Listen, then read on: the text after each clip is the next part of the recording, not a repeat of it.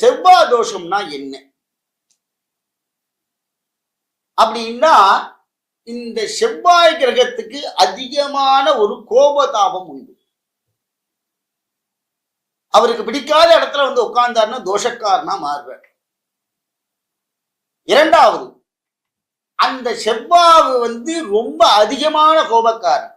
ஆனா செவ்வாய் யார்கிட்ட அந்த பக்தி பெருகிட்டு தெரியுமா?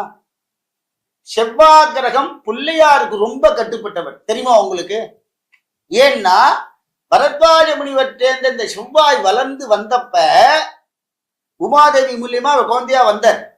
வந்து நவகிரகத்துக்கு அவருக்கு ஒன்னும் 9 கோள்ல ஒன்னும் இடம் கிடையாது.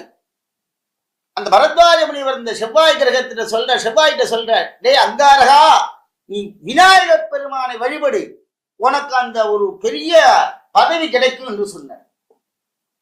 அப்ப அங்காரகமூர்த்தி போய் விநாயக பெருமானை அதிகமா வழிபட்டார்.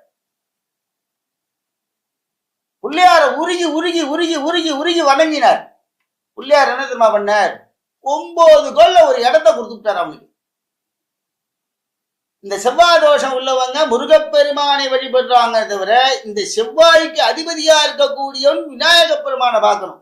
அவர் தான் முதல்ல அவருக்கு வழிவிட்டவர். அந்த விநாயக பெருமான், செவ்வாய் தோஷம் உள்ளவங்க விநாயக பெருமானுக்கு செவ்வாய்க்கிழமையில விளக்கேத்துங்க. கண்டிப்பா விநாயக பெருமான் எப்படி செவ்வாய்க்கு அனுகிரகம் பண்ணாரோ கண்டிப்பா நமக்கு கல்யாணத்துக்கு அனுகிரகம் பண்ணுவார்.